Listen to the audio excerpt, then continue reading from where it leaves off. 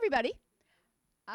My name is Dr. Hope Lecker-Croney, and I welcome you to today's program, Legacies Through Letters, Connecting Through Correspondence. This is our third year doing these programs. We started out with Voices of Survivors. We have some pins up in the front. If you don't have a pin, come grab a pin later for the Voices of Survivors. Then we went to Honoring Survivors, and this year we have the Legacies of Survivors. And this is the opener, so thank you very much for coming. We have a panel presentation today. We have Ira Simon, Jeremy Levener, Lily Barish-Levener, Leah Walnut, and Dr. Peter Allen Chester.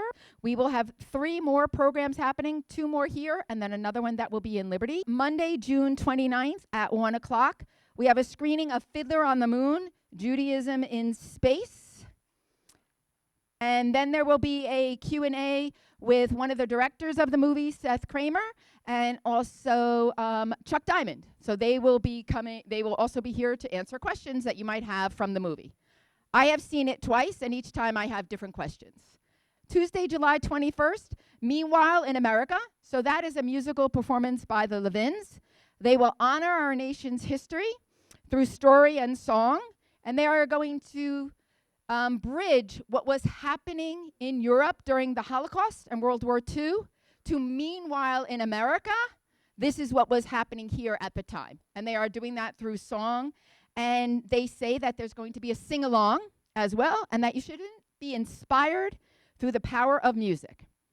And then the last program so far that we have scheduled will be taking place in Liberty, at Liberty Mall.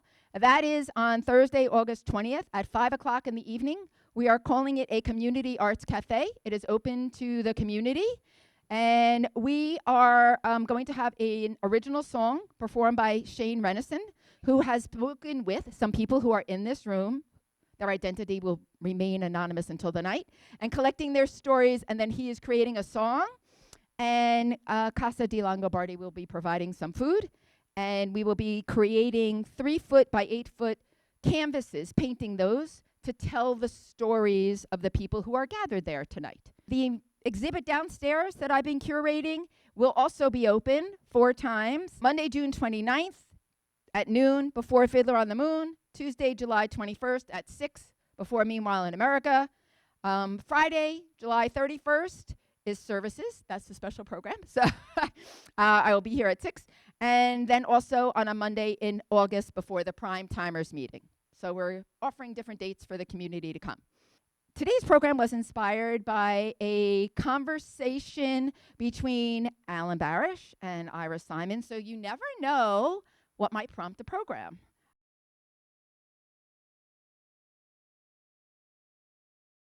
I'm happy to speak first. I'm happy to speak almost any time and almost in any order, except that I'm really window dressing here.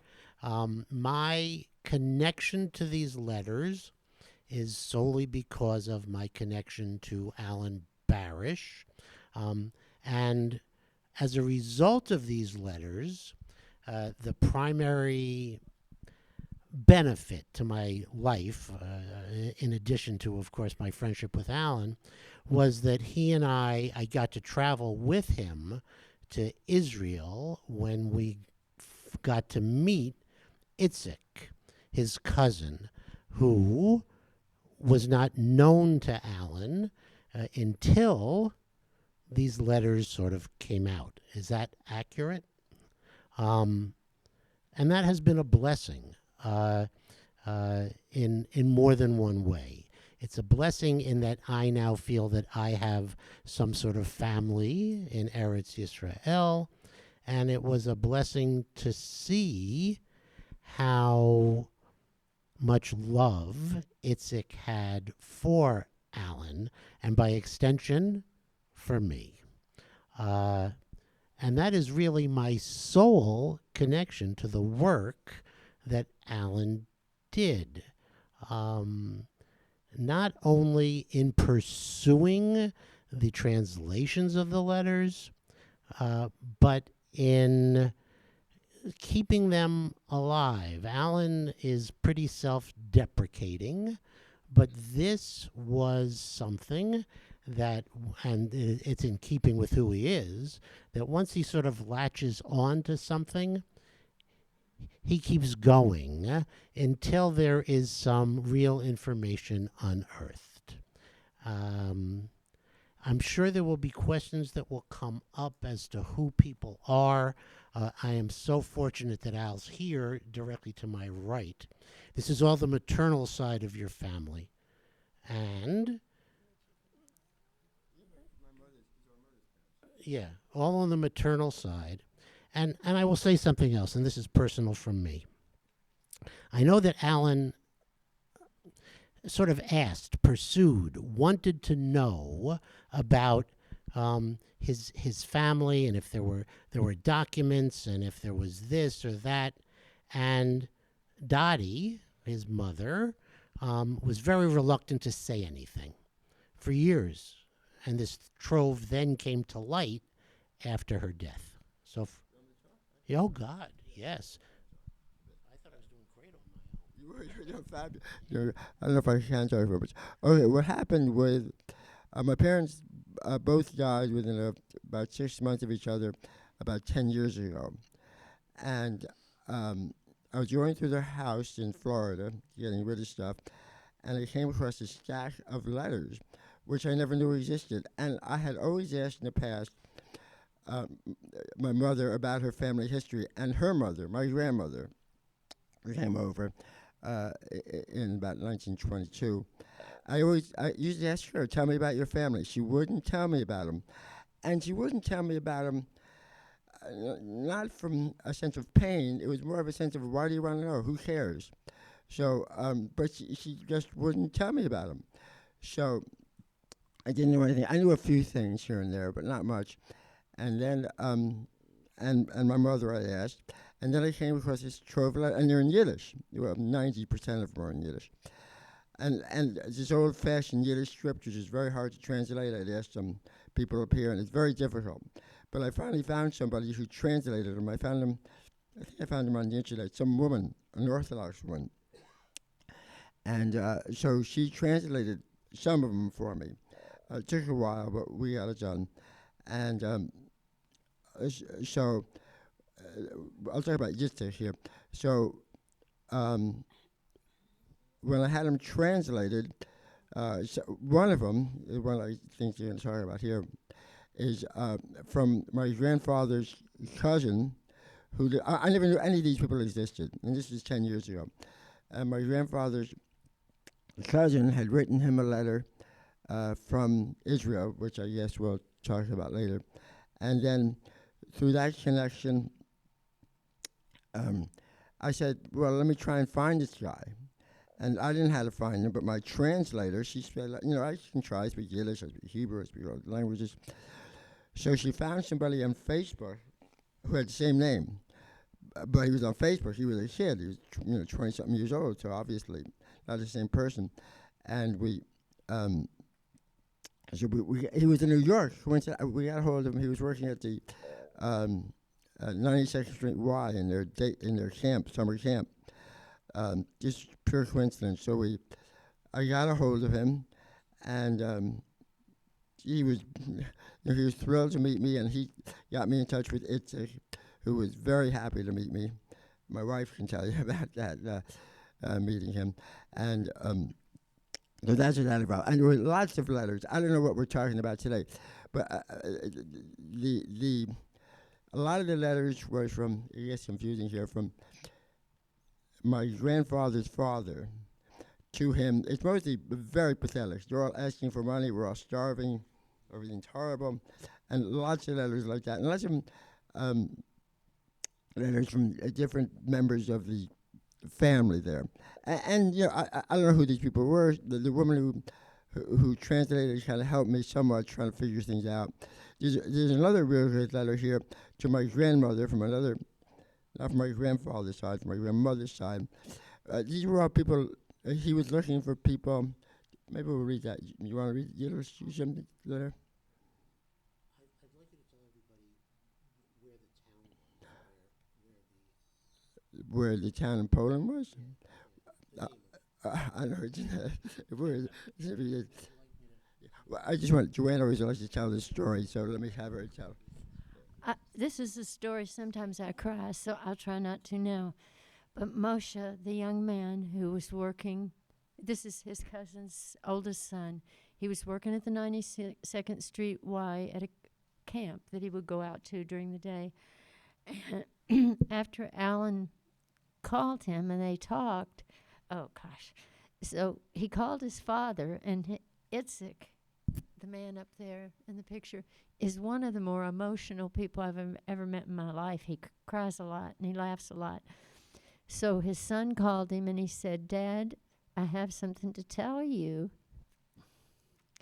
And he said, "Go get a glass of water and sit down in a chair." I can't say it. So he told him, I can't do it. I'm sorry. So Ira and I went on this trip to Israel. I met Itzik, and that's him in the picture up there at the airport.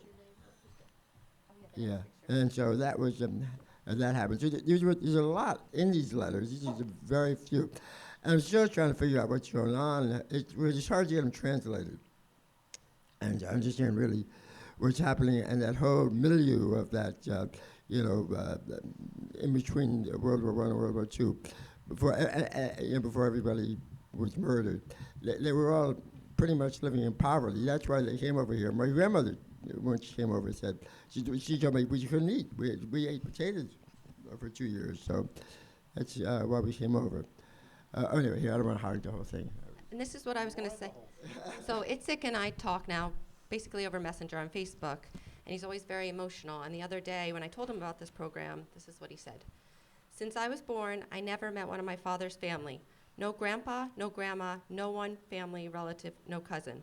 All of them murdered by the Nazis in the Holocaust. My father making Aliyah to Israel absolutely alone. I can't explain to you how glad I am to see Alan, the grandson of Isaac Singer, my father's cousin, who I've never met." And I can hear him with tears in his eyes saying that. Now, how long, just for context so people know, when was that picture taken? Just so we can. 2017, this picture. So 27, okay. Going back to that first picture, these pictures were 2017. He's very involved in Holocaust history. His father used to tell him about it, who was a survivor. And he leads groups from Israel to Poland to the concentration camps. Very into it. So I think the fact that it took all that time is something to say, like, we just don't give up. If you're really on this quest, or you keep that sense of hope of there's someone out there. I really, I just feel it. And I think that's what keeps people doing this. So I'll say one other thing before the video starts, and it's in line with what Hope just said. I guess I'm going to say two things. One, Itzik not only was thrilled that we were there, but he took us around, and he took us to Yad Vashem, which was too much for me pretty quickly. But outside of Yad Vashem, sort of like you're walking, many of you I'm sure have been there, it's like going through almost a maze of obelisks or rock structures, and each one of them represents a village that was pretty much wiped out or no longer exists. And because of Alan's work and Itzik's presence, I, who have so little intellectual curiosity as compared to both of them, felt like I had a connection to those people who were no longer with us. And the other thing is, talk to your parents and grandparents if you're fortunate enough for them still to be here. It's really important. That's all that I got. So if you could play that, that'd be great. In short, I will share. I believe you will ask how I survived. I can tell you this was only luck. Our village, Zabludov, was burnt down right at the beginning of the war, and we escaped to Bialystok through the fields. And then we were banished to the ghetto in Bialystok, from which they moved us shortly after to another ghetto, where we suffered from hunger and need. But this was all good when we were all together. At the end, they sent us all together to Auschwitz. I believe that you know this name. And there they took my mother and father and sister and sent them to the crematorium soon afterwards. And so I stayed alone under their murderous hands for 2.5 years.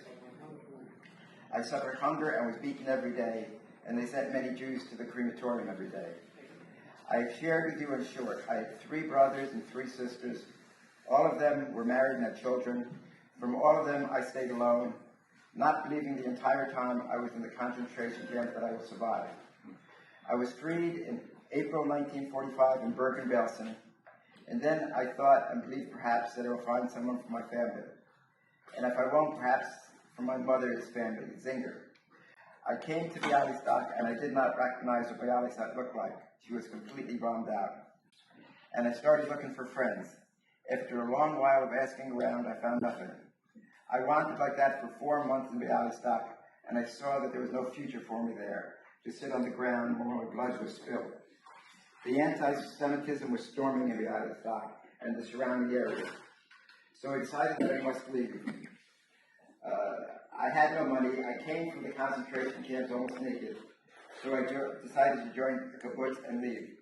I went into a kibbutz in Bialystok, and after a short while I left. This was in 1946, when immigration wasn't open yet in Israel. I and my entire group traveled illegal to Israel. It was only with difficulty traveling when they held us up, but it was still easier than in Auschwitz. In June 1946, I arrived in Israel. Understandably, I didn't have anyone in Israel. I didn't have whom to go to, so I decided to join a kibbutz. I and my friends were in a kibbutz for a year. When we saw that we had no future there, so I left the kibbutz and became independent. The situation was very bad, and I used to, one day during the week, it was very bad, and one day during the week I was so used to sorrow, so I'd cry, and that's how it went. 1 week, 3 days, I earned for myself to live, and I was content, until it started the war in Israel. I survived the entire war and was on all fronts in Israel until we were victorious.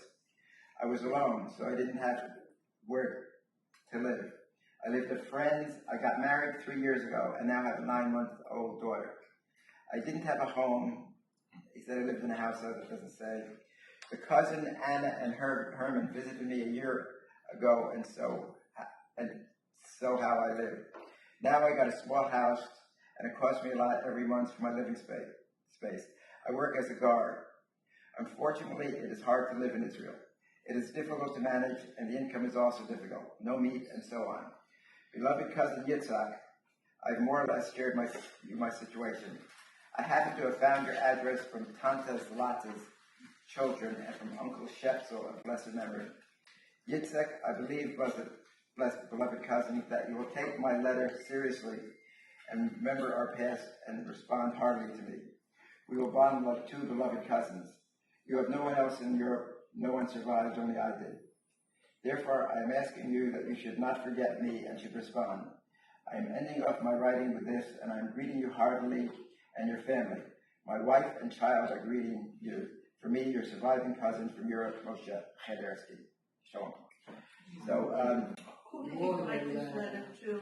This was to my. This is in Yiddish. You want to see? That's No. But who did he write the letter to? It was to my grandfather. How did he find your grandfather? Well, I said here through somebody else. This is another letter to my grandmother that I found in this pile. It's short, much shorter. I don't have Ivor read it. 1947. Best neighbor and friend Merka. I am Yidel Shushan.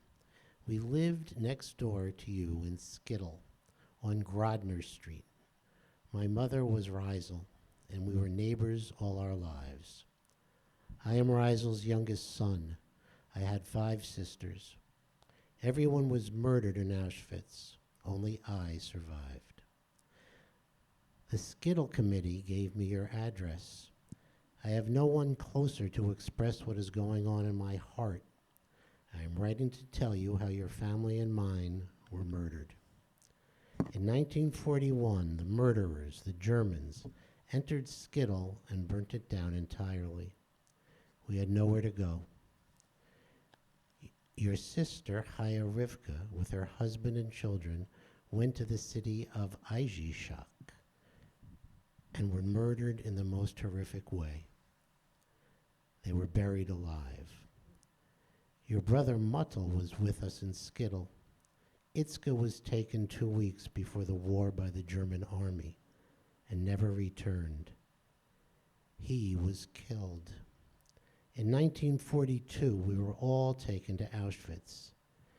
They took 200 of our men and 250 of our women to the camps. The rest were burnt alive right away. Muttel was among the 200 taken to the camps where, sadly, he did not survive. He was murdered within 3 weeks from the 150 women and 200 men taken to Auschwitz. Only 6 of us survived. The 6 of us were myself, my sister Zivka's husband, Leba Stropenscheka, and 4 other Skittle Jews. This is the entirety of survivors of Skittle Jews. Dearest Mirka, your Uncle Newman's son also survived. He is in the Russian army.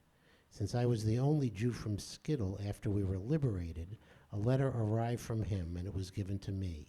He is in the city of Slobenchik. Perhaps you will be able to find him. I can't write anymore, and I know that this letter will give you no pleasure, but my conscience bothered me. So I wrote to you. You are not made of stone and obviously want to know what happened to your family and the rest of Skittle. Now I can write you on the yahrzeit of your family, with the yahrzeit of your family, as well as the rest of Skittle Jewry. It's November 9th, 1942. Dearest friend, I have a small request. If you have the ability and it isn't too difficult, send a package of food and coffee as my situation is very bad. I have a wife and 10-month-old daughter. She is named Rizola, the name of my mother. She is a true light. Since I was beaten severely in the camps, I've become very ill. Please forgive me for writing. Your neighbor and friend, Yidel, usually a nickname for Yehuda, Shushan. You want me to read the bottom too? This was to Al's grandmother.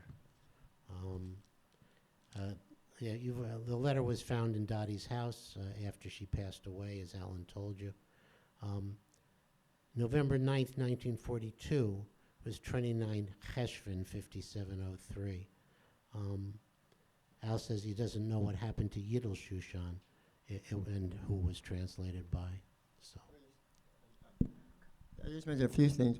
Yeah, I tried to find Yidel Shushan. Like, I kind of like sort of hints where he is. And like connected with a lot of Skittle people. Skittle was a shtetl. I don't know if there were many of them all over the place. And there is a sort of a community of Skittle people who I used to communicate with, haven't communicated with them recently. And I was just trying to find the different people was, interesting. And learning about the history of the whole thing was interesting too. What else was I going to say about those? Yidel Shushan I couldn't find, and I tried, and that's about it. So if you want to see like the handwriting and look at it for yourself, read it for yourself and digest it, some of that has been reproduced and is in the exhibit downstairs, some of what you're going to see that was shared, like the letter and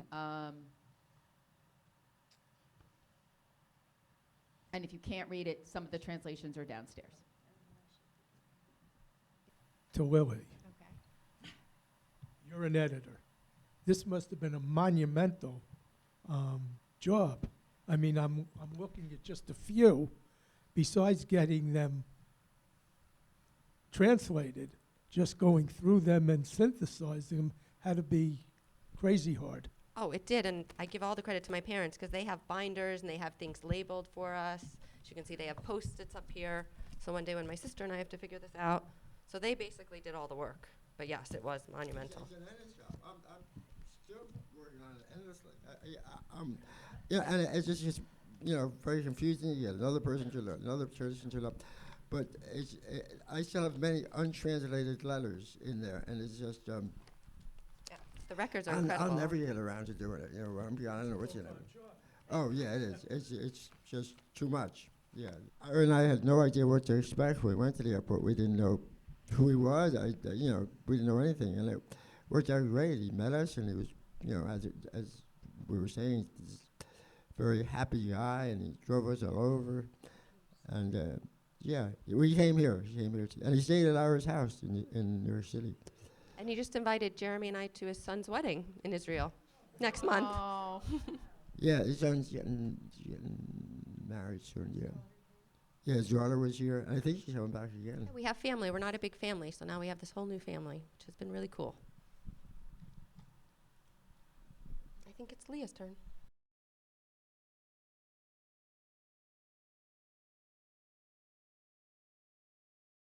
Hello, everybody. Thank you so much for having me here today.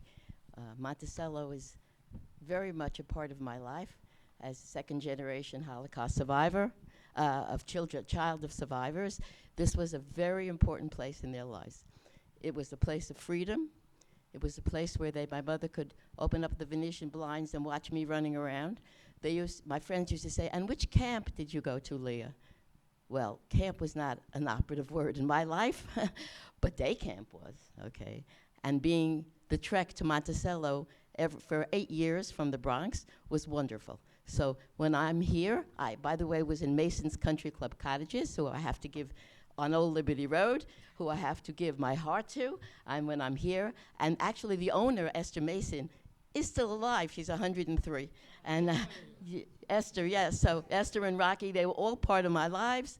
Michelle, all part of my life, still are. So that makes me very happy to be here, for sure, to give that kudos. So let me just give you a little explanation who I am. My name is Leah Siegel Wallenetz. I live in Rockland County now. I'm the only child of survivors. That made it very difficult to have family since they didn't have any family. And both of them were the only, practically. And I say practically because my mother had a cousin, and that's how we got here in 1949. But that's a whole story. We never knew where she was. We actually knew that she was in medical school, her cousin, but my mother didn't know where she was during the war. But we did find them, and they brought us, my mother, my father, and me, in 1949. I was 6 months old. Oh, I just told you how old I am. I'm sorry. And that's sort of the beginning of my life with two parents who told us that we were American. Now, let me tell you something. My mother only spoke Polish. My father only spoke Yiddish, which is interesting. And later on, their grandchildren would ask my mother, "So, Grandma, tell me something. If you didn't really speak Yiddish, and he didn't speak Polish, how did you communicate?" And there's my mother, and you have to picture her now with a cigarette in her hand saying, "Who told you that we communicate? We don't communicate." Okay, so that was my mother, and that picture up there is actually perfect because that's who she was. They had two different lives. Hitler was the matchmaker for many of my friends' parents. They would have never met in Poland because they were different classes of people, but they were together. They made a life together, as my father would say to my mother, "I have nobody and you have nobody. Let's make a life together." And they did. So my mother was from a town called Częstochowa, Poland, which is very famous for the Black Madonna. And my mother went to a private school in Częstochowa. She was always very proud of that. And it was a town that I think it's like the third largest town, actually, in Poland. And because of its importance in terms of the Black Madonna, a lot of the people there were pretty much assimilated. They were the business people. They made all the religious symbols. They're pretty much assimilated. My father, on the other side, came from outside of Warsaw, in a little shtetl, which was now called Old Praga, which is Warsaw, which is now like Soho, if been to Poland, because I've been to Poland many times. Because as you, Alan, and your family, people are still looking for each other. okay, still looking. And I am the executive director of an organization called the World Society of Czestochowa Jews and Their Descendants. We have a huge website, and people are still looking for each other, and they will always be looking for each other, because that's a missing part of our DNA in our life, of the people that we loved and that we never knew. And I didn't even have a picture of my grandma, so when I was, I don't know, a couple of years ago, I went to a thrift shop and I took picture of, I found a picture that I thought looked like my grandmother, because I have no idea. So I do know that my grandmother was taller than my grandfather, okay? And I know that she liked to see Shakespeare. She liked King Lear a lot. And one of the family stories that I can tell you, which is cute, kind of cute, is that my great-grandmother, Golda, said to my grandmother Leah, she said, "Where are you going tonight?" She says, "I'm going to Shakespeare. Was ist das etwas a Shakespeare? Was ist das, man?" And she said, "That's very important. I like that story." She says, "But you have to stay home and make dinner for your family." And she said, "If I don't feed my soul, I can't feed my family." And that was my grandmother. So my mother would say, "That's why I named you Leah." Okay, and that's the kind of family. My father came from, he went to Hader, basically, and had to leave his town because his mother died when he was 7, and his mean stepmother sent him to an aunt in Warsaw. And the aunt said, "Well, okay, I have 12 children in 2 beds, Chaim David, my father, so you're going to have to pay me to sleep in the bed." And my father said, "How am I going to pay you? I'm 10 years old. How am I going to do it?" He says, "You find the way." So he walked around the circle, he walked around the town of Stara Praga, Warsaw, and he asked everybody in Yiddish, "Efshe darfst a Mensch? Maybe you need a person." They said, "Yes, where's the person?" "I'm the person." "You're the person, you're 10 years old." Okay, but someone took him in. Somebody took him in, and they taught him how to be a haberdasher, and that saved his life in ghetto. Okay, that saved his life, but that's a whole other story, and you don't have time for that, but it saved his life. He did have a wife and child before the war as well, and a store in Warsaw, which I visited. It was not a store, it wasn't a haberdashery anymore. And just as an addition to that, my father always dressed Natalie. And in these pictures that I brought from Raleigh, Kutcher's, Brickman, my mother and father are in here, and my father always looks like he just stepped out of Vogue magazine. And he said, "Even to take the garbage, you have to look nice. You never know who you're going to meet." Okay, that was my dad. All right. My mother didn't care because she came from a very conservative background. So she was always wearing navy blue and white. My mother, towards the end, she was okay, but that's what she really wanted to do. So here's the picture that I found that I thought might be my grandma. Now, I have no idea, but it doesn't matter. Looks a lot like you. You think so? Maybe. Yeah. Okay. Whoever she is. Oh, okay. I'll have to put a spot on. Okay. Okay. I want you to just take a look at her. It doesn't matter who she is. I talk to her because I don't have anybody, and having a grandma was one of the hardest things in my life, and it remains such. My grandfather, I'm sure I loved him because he was an interesting fellow. He studied Esperanto. I don't know if you know what Esperanto was, right? Exactly. So, which was actually invented by a Jewish ophthalmologist, yes, in Warsaw, yeah. So, but my mother says she remembers him coming home from studying. He threw the books down. He said, "How can I do this? How can I speak everybody else's language except my own? Too hard, I'm not doing it." So, but Esperanto, that's who they were. And my grandmother was missing in my life, always. Family missing in my life, always. My father would walk the streets and he would say, "You know that," he would go over and he'd say, "He looks familiar to me." I said, "Daddy, you never saw him before in your life." He says, "Efshe maybe, Efshe maybe." It's always Efshe maybe. Maybe you're going to meet somebody you knew me. Maybe. And I was lucky enough to be the executive director of my World Society. So we have many events in Poland. We were responsible for the museum in Poland, the Poland Museum. We met lots of people like each other, and we are always in touch with each other. And again, we are always looking for each other. So I can relate to you to understand what it feels like to find somebody, because we're still looking, and we're always going to look, because that's just the way it is. I'm here today because I wanted to read you the letters, which is the mission of today, right? And the letters that I'm going to read you, one is my mother writing to her mother, and one is me writing to my mother. So here's Paula again. Yeah, you can hold that. That's my mom later on in life. But this was her right after the war. She was 16 when the war broke out. Thank you. So now you have a little bit of a context in who my mom is. And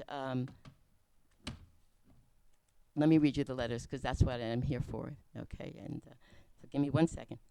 Hold this a minute. Thank you so much. You're welcome. Thank you so much. This is the book that was written. One of the written was interviewed by one of the people, a non-Jewish girl who worked in Częstochowa, and she interviewed a lot of us. And again, it's the Jews of Częstochowa. There were a lot of them. There were 5,000 Jews before the war, which was a lot. It was a big town. So her father was very helpful to us in Poland to do a lot of things. We have a museum in Poland. We traveled through the country, the Jews of Częstochowa. It was a wonderful time in my life, and I miss those days. Oh, I forgot. I forgot. I could talk louder without the mic anyway, I know. Okay, here we go. To my mother, Leah, I remember the day we walked the desecrated, violated streets in our city occupied by the German boot, and we knew that we were parting forever. I held your hand under my arm, pressed to your shaking body. I saw your trembling eyelids, and I pressed to your shaking body. Tears were running down your cheeks. You said, facing me, "So you are leaving me, my daughter. I cannot believe." This was 1942, when there was left and right, and Colonel Degenhardt decided who should go left and who should go right. So my grandparents went the wrong way, and my mother went the right way, but she wanted to jump over to their place, and somebody grabbed her back and took her to the place. So she survived, of course, and they went to Treblinka. I must go, my dear mother. My destiny is calling me, my dear mommy. And a destiny it was. It led me toward life, and yours to your untimely death. It did not seem that way at first. Yours was the safe road, and mine was the dangerous one. Pretty good for my mom's English, don't you think? It's almost like poetry. Right? Pardon? It's almost sort of like poetry. Well, she was Same great kind of Polish. pentameter. Absolutely. She's, which annoyed my father terribly. Okay, but anyway, all right. Actually, she was more annoyed than he was, always. But that's funny. Okay. Did I fail you? Did I betray you in my absence? Would I have been of help to you in your life? There is so much to regret, Mommy. So much to be sorry for. This is part that. You have never been in my home. I never cooked a meal for you. You never met my husband. You never saw me grow up. But what is most regrettable, that you never saw her, your granddaughter, and she never saw you. That happiness, you deserved it. It was turned away from you by the cold-blooded killers. But your granddaughter will always carry your name, Leah, with pride. I miss you always, your daughter, Paula. It's okay. I'm all right. Foggy glasses, it's okay. It's okay. It's okay. I'm okay. I'm all right. I want you to just be with that for 1 minute and kind of think about in your life about there's somebody in your life that's missing who you always wonder what would have been like if they stayed, if you went somewhere else. Any of the things that happened to us in life, we always sort of question what would have happened, what would we have missed. And these to me seem so simple. They're the simplest things. There wasn't like, oh, we had a lot of money, we went on a lot of trips, we had a nice house. It was none of that. It was none of that. It was just, I never cooked a meal for you. The things that we take so for granted every day, they didn't have that. And I have to say, sadly enough, I didn't either. I'm lucky to have a beautiful husband who's here with me today, 3 beautiful children, 4 incredibly brilliant grandchildren, okay? And I, being an only child, still miss that. I always wished if I had a sibling, maybe I could have run to them and complained about, you know, my parents or a grandparent, but of course, that didn't work out that way. I have a lot of friends, and I must say that a lot of the friends are like me. Our parents were survivors. And we talk all the time, as much as we can, to each other, okay? But now I'm going to leave you with my letter to my mother, okay? To my mother, Paula. Life is not the same without you, and not a day goes by when you are not in my heart and in my thoughts. You will remain my tower of strength and the one who taught me how to love, laugh, and look at life in a positive way in spite of what you have gone through. I can only live up to your standards of keeping our family together. Your family, especially your grandchildren, miss you so much. Your grandson, Alexander, was the lucky one. He was the lucky one to have a grandmother and a grandfather, something which I was unlucky enough never to have experienced. Everyone who knew you misses your wisdom and your great sense of humor. When you saw your mother for the last time, she said to you, in Polish, of course, hold your head high. And in Polish, it's głowa do góra. Hold your head up high. And that was the last words that my grandmother said to my mother. So I wrote, and I also remember that advice, and I keep my head up high because I was loved by the best mother in the world. I will love you until the end of my days, your daughter Leah. I think you've heard everything that I think I needed to tell you. Thank you for listening. And before Peter speaks, we do have some pens and paper. So if hearing what anyone has said inspires you to write a real letter to someone and mail it, or write a poem, or share a few words that we can add to the exhibit, after they are done with the Q&A, we do have some cards, some stationery, and pens. So we are encouraging you, if you have something you'd like to express, or take it with you, and if you don't mail it, bring it back here, or mail it to me here or one of us.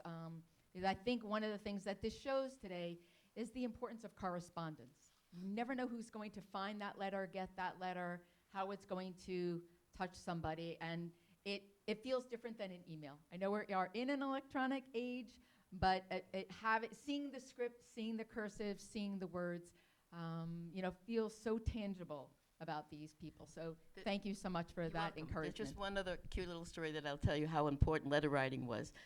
When I started to teach, of course, we went to Europe every summer, and we went to Florence, Italy. And in those days, if you needed money, you had to go to American Express to get your money. So my parents would send it, and along with that was always letters. So I'm in Florence, and I go to the American Express office, and I go to pick up my letters and the money, of course. And I go into the American Express office, and he says, what is your name? I said, Siegel. He said, Signorina, is that with an S? I said, yes. He said, thank God. I looked at him, I said, what do you mean? He says, the whole mailbox is full with this lady from Paula Siegel. Who is that? She says, we need room in the mailbox. No more room in the mailbox. And I said, that's my mother. And so I took a pack of letters because she wrote every day telling me what was happening in the Bronx. I should know they opened up a new beauty parlor.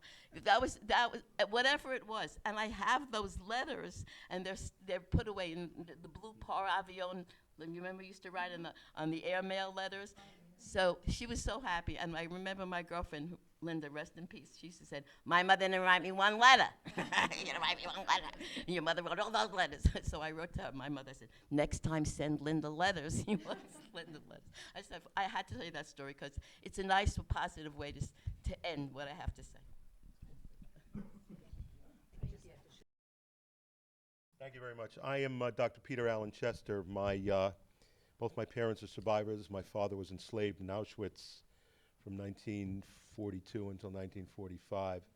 My mother was on the Kinder transport. I'm the firstborn American son. I am the last Chester male. I have no sons, only a daughter. So the name itself, which originally was Polish, it was Chichanowski, and then my grandfather changed it to Sechler. And then somewhere along the line, they changed it to Chester. English is my, my fourth language. I spoke German, French, and Dutch. And enough Yiddish to get me by the Jews who lived in Cologne, as my father did, and in Trier, Düsseldorf, as my mother did not speak much Yiddish. My father actually became more fluent in Yiddish after the war when he came to the United States, and he was a gemstone diamond cutter, among other things. So that's where his Yiddish came into being. And through a combination of listening to him speak to his customers and my many, many, many, many, many years in the Borscht Belt, how many from 1957 all the way on to the present, where I relived my fantasy in my museum in Ellenville dedicated to the Borscht Belt. My father and my uncle survived. His sister and his mother were murdered shortly after leaving Mechelin, which was a holding camp of sorts. It was a rail yard not too far from Brussels. My father and my uncle have told this story more than 1,000 times in at least that many different schools in 22 countries, speaking in probably 7 foreign languages that between the two of them they are fluent in. I myself presented the legacy of my family in 4 high schools in Germany, 2 in France, and 1 in Belgium, speaking in German, French, and in Dutch. Their story is noted at Yad Vashem. It's noted in Holocaust museums across the world. It began Kristallnacht, November 9th, 1938, 1 week after my father's bar mitzvah in the main sanctuary of the largest shul in Cologne. I'll translate it for you. Nach der Kristallnacht, 9. November 1938, verließ unsere Familie, Vater, Mutter und 3 Kinder, Köln, und wir gingen bei Nacht und Nebel, by the fog of night, in der Nähe von Aachen über die Grenze nach Belgien. By fog, the darkness of night, with the clothing on their backs, with money, jewelry, sewn into what clothing they were able to take with them. And they found their way into the home of a Christian woman named Olio Marie de Lange, who was a friend of a friend of a friend of a friend of a relative of a relative of a relative, in a nondescript section of Brussels called Schaerbeek. She owned a bar, and that bar was called Brasserie Welcome.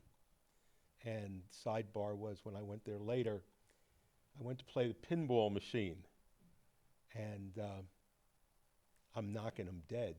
And then I realized that unlike in America, in the Catskills, where you may get a free game, in Belgium you get money. So here is this little picture of me playing pinball.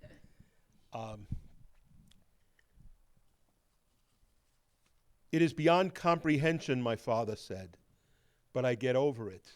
I was born in Cologne. My father was born in Cologne. My grandparents came from Poland as a young couple to Cologne. My grandmother spoke not Yiddish, but she spoke Kölsch, which is a dialect of German.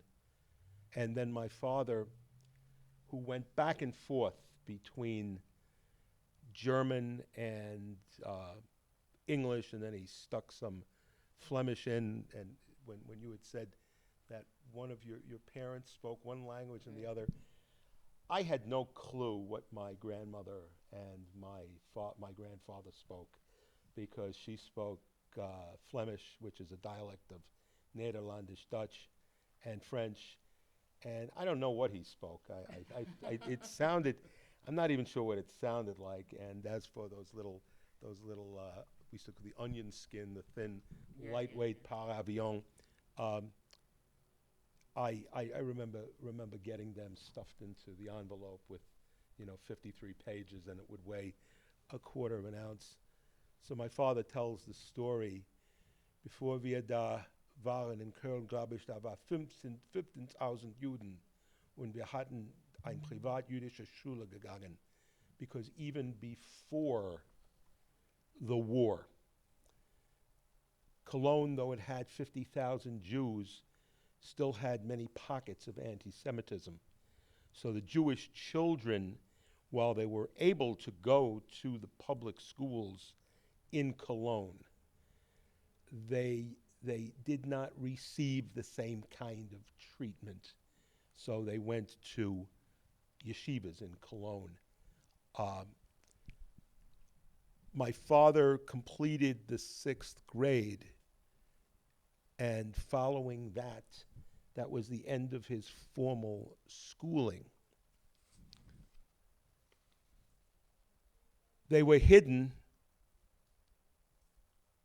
bis wir am 15. Mai 1943 verhaftet wurden bei einer Razzia oder verraten. Everything was good until the 15th of May 1943, when there was a raid. Bei Spitzeln und Werden in das Sammellager. Lager is a camp, and Sammel is it's colloquial that basically says this was a camp for animals. It was the holding pen, a stockyard, where they stayed until the end of July. So May 15th, June 15th, July 15th, 2.5 months. Wir waren hier im Sammellager. Es war heiß. Es war furchtbar. Aber glücklicherweise, mein Vater war nicht da. It was horrible, but luckily my father wasn't there. War im Ersten Weltkrieg ein Soldat für deutsche Regierung. My grandfather, my father's father, was a decorated soldier in World War I. So he was hoping that and the fact that he was decorated for heroism would grant him the ability to get his family, his 2 sons, his wife, and his daughter. My father at the time was 14 and a half years old. His sister was 12 and a half years old. And his brother, who survived with him, was 22 years old and had already graduated college in Cologne, but it didn't matter. And he was an engineer, no less, and that saved him when he was in Auschwitz with my father, with whom he was never separated.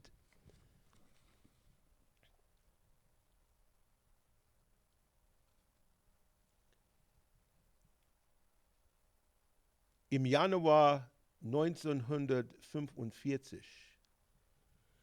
Die Deutsche im Auschwitz war voll von Schreck.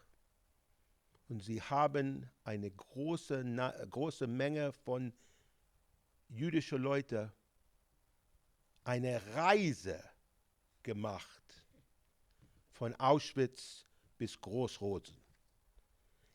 In January of 1945, the Germans realized it was only a matter of time and they were scared. So the ones that they did not murder, they actually, he said, they actually stopped murdering for a little while because they didn't know what to do with the bodies anymore. And they were afraid that if it was discovered that it would not be a nice scene. So they marched them to death from Auschwitz in Poland to Großrosen and Buchenwald, where he was finally liberated. Yeah, and he tells the story of how the Russians and the French liberated them.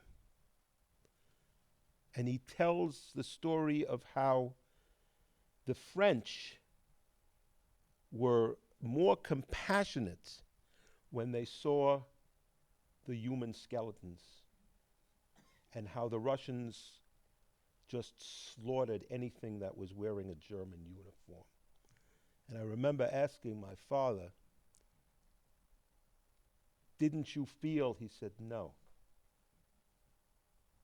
I wanted to feel freedom. I didn't want to do anything to these soldiers. I never heard my father ever say or use the word hate. Never.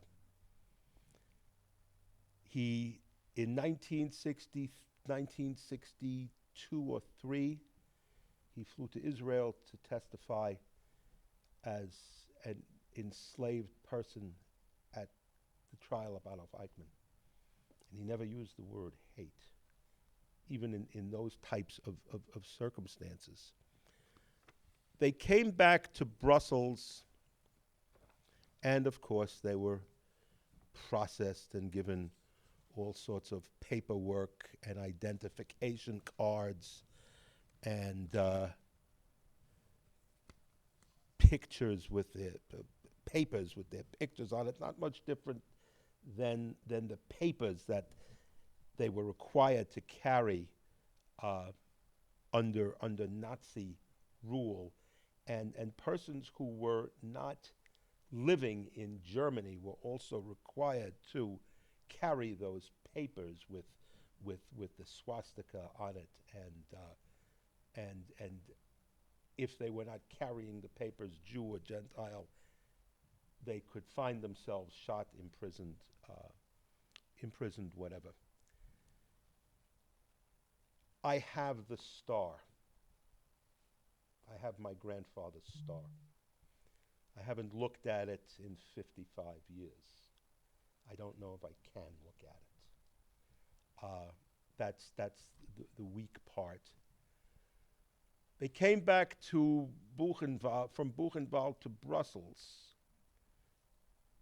after the camp was liberated, not knowing who they would find, except for knowing that they would not find their biological mother or father, because as close as I am to this young lady here was the distance between my father, my uncle, his mother, and his sister when they saw them just shot.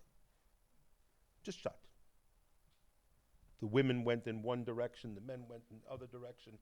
Underneath that sign that says Arbeit macht frei, work makes you free. And out came the Luger, boom, boom, boom, boom, boom, boom, boom. And then I guess the officer got tired of shooting them between the eyes. He walked in back of the next group and shot them in the head. My father said it was probably a blessing because his mother was an attractive woman in her early 40s, and his sister, whom he described as the sweetest young person put on the planet, was 12 and a half years old. They came back to Brussels. They went back to the bar where the Christian woman, Olio Marie de Lange, had hidden the family, where she continued to hide my grandfather, who in the interim was an agent of the underground, and he was personally responsible for the removal of over 100 German soldiers. He tells the story of how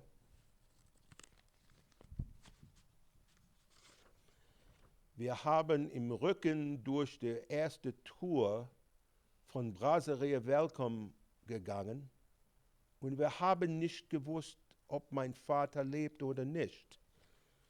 We walked through the front door of Brasserie Welcome not knowing whether my father was alive or not.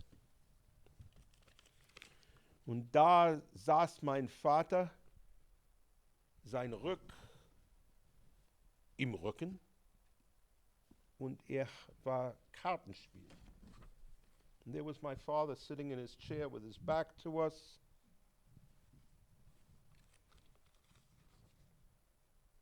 Und Papa sagt zu der Große, my brother, my uncle was my father's bigger brother, and they called him Große und Kleine, large and small. Und mein Vater hat so gemacht, gut. Und wo ist der Kleine? Oh, good. And where is the little one? Kommt, kann nicht so schnell laufen. He's coming, he can't walk so fast. He never asked about his biological wife or daughter because he knew. This is the hard part. My father and my uncle emigrated to America. My father had no schooling. He went to Antwerp to learn diamond manufacturing because Tante Frida, the aunt who lived in the Bronx, 1245 Grand Concourse, apartment 6G. Okay? There you go, sure. Said, schick der Kleine nach Amerika, lass ihm lernen, Diamantpolisseur, kann $400 die Woche machen.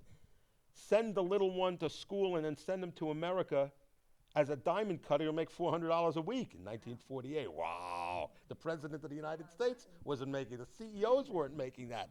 So he learned diamond cutting in Antwerp. That's where the Yiddish came better.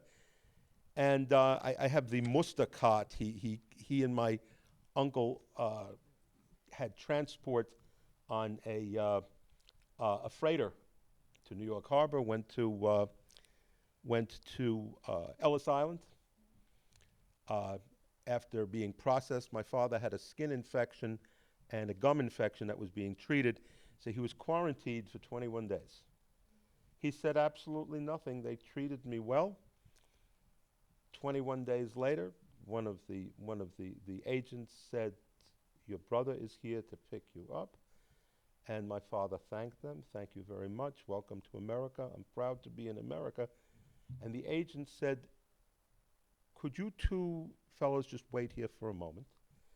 Got some other agents filling out all sorts of citizenship papers. 26 days later, my father and my uncle were naturalized American citizens. Wow. They remained friendly with this agent their entire lives. Oh, really? Yeah. And they made a life for themselves. My grandfather and Olio Marie de Lange is still in Belgium. And he wants to marry her. She won't. She said, "You marry me because you love me. You owe me nothing." He comes to America, and the three bachelors live at 214 Riverside Drive. And my father says, my grandfather had more dates than my brother and I combined. Die Witwe kommen fliegen von alle Seiten. The widows are flying at him from all sides. Especially Mary, who owned the first shop on a fancy street in Manhattan called 57th Street, but he was not interested, and he sent for Olio Marie de Lange to come to the United States, where they were married at the Hotel Olcott on 72nd Street off of Columbus Avenue. I didn't like it in America because there were small town folk from Belgium, and then of course there was Brasserie Welcome. In 2010, Olio Marie de Lange made Goy de Gramama was designated as the righteous among nations. My father didn't live to see that. She would have said, I don't need the recognition. I am a decent, good Catholic woman who cooked one hell of a great Friday night dinner and made gefilte fish the real way. And this is where we get into real big trouble in a shul. Her loin of pork was pretty good too. I'm sorry, this is it. In under 10 years, there will be no survivors left. Zero. There are very few camp survivors now. It's absolutely essential that these types of discussions where we have the story of a found relative. I have one in waiting now in Belgium. We found another one 2 years ago, where you find a picture and that might be your grandmother. Where we, this generation of Jews and our children and our grandchildren understand the critical nature of not just having these pieces of paper in some closet someplace, but sharing the information, sharing the first person words. My father said to me once when I complained that the staff quarters at Grand Mountain Hotel in Greenfield Park used to be chicken coops. And he lifted his shirt and he showed me a scar on the back that was an infection from sleeping on a piece of straw on top of a rough piece of wood in the barracks at Auschwitz-Jaworzno. Thank you very, very much for letting me share this with you.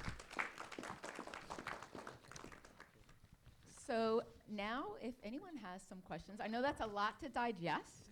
I thank you for sharing, for the Barishes, for Ira, Jeremy, Lily, Leah, and Peter. If you have questions, I'm happy to bring you the mic. Yes. I have a comment, if I may. Excuse me. I noticed from both of your letters, complete difference from a woman's point of view and a male point of view. Of course. Directly convergent. Exactly. Years ago, I read the correspondence between Abigail Adams and John Adams. I love that. I love that. And I saw so They were much great. difference right here Right. between the male and the female. Oh, It's absolutely. dramatic, but excellent. I really, really enjoyed it. Even my sister and my cousin Pamela, who's my father's brother's only child, even their way of presenting it or sharing the story is different. So yes, absolutely. Yeah, isn't it? And Leah and I have talked about this. And just to further, there are many times males, they would talk business to their wives, and then they'd start talking about family. And Of course. it became a different person, and it's really dramatic. I Yeah. thank you. Thank you. Anyone else? Comment? Question? Yes, Lynn. This is for Alan. Alan, did Dottie, do you know that she ever read those letters? I have no idea. I used to ask my mother about that stuff all the time, and she never knew anything. I don't know. It's shocking to me that I found this stack of letters, neat stack of letters. No, she never mentioned anything about it. Nothing. So, Would she have been able to read them? well, she spoke Yiddish. I don't know. No, I mean because of would she? Have been Oh, able to emotionally. language? Emotionally. I don't know. I don't know. Was with the video of Alan, with the people, that was at the Yiddish Circle at the Monticello Library that meets from 10:30 to 12 on Wednesdays. And Alan brought his relatives there, the cousins from Israel. And we've had other times different people came there to talk, but that was in the hundreds of them, that was the most memorable Yiddish Circle. And they had just come and they were staying with Alan. And it was memorable because it was probably 5 or 6 years ago, and I still remember it. So We never know the impact of our words. Yes, Harriet. So Lily and your father, do you have relatives named Bialystok?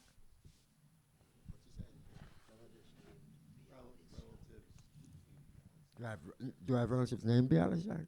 No. Relatives with the name Bialystok. No. But I don't, they're married. They're buried in the Bialystoker Young Men's Association burial place in Long Island, near where the Rebbe's grave is. Yeah, I've been there, and I have a yahrzeit book from Bialystok, and I don't know what his participation was in the Bialystok world. Why? Are you familiar? My maiden name is Bialystok.